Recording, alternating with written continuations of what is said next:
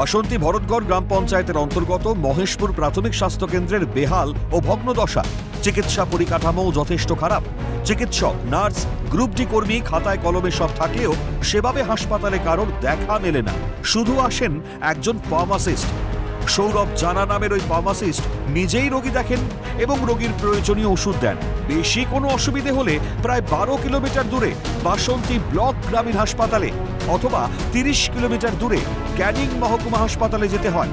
হাসপাতালের পরিষেবা উন্নত করার জন্য স্থানীয়রা অনেক আন্দোলন করেছে, কিন্তু কোনো লাভ হয়নি বলেই অভিযোগ তাদের। এটুকু দেখি এই ডাক্তারকেই দেখতে পাই, মানে এই ফার্মাসিস্ট এনাকে দেখতে পাই। আচ্ছা। বড় ডাক্তার আসে কখন, যায় কখন, এটাই দেখতে পাই। কেউ আসে না, ঠিক আছে। তাই এখানে পেশেন্ট কি ভর্তি থাকে? পেশেন্ট কোনো ভর্তি থাকে না, ঠিক আছে।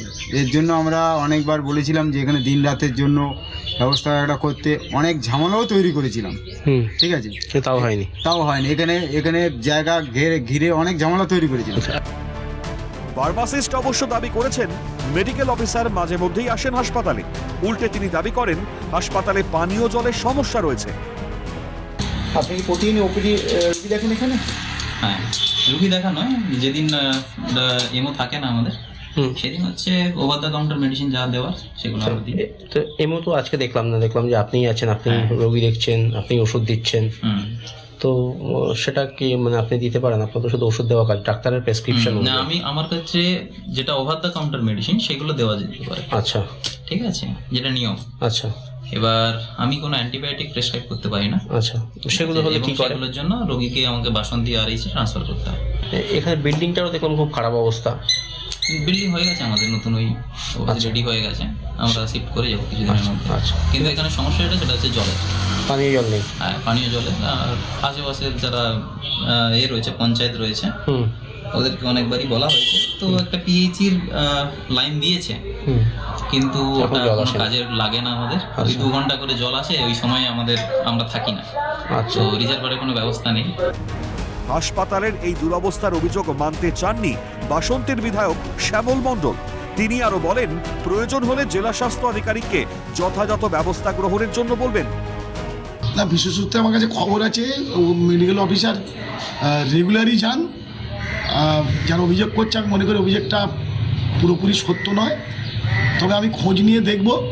2-1 দিন হয়তো হচ্ছে অ্যাবসেন্ট হতে পারে, অনুপস্থিত হতে পারে, তবে রেগুলার যাতে যায় সেই জন্য আমি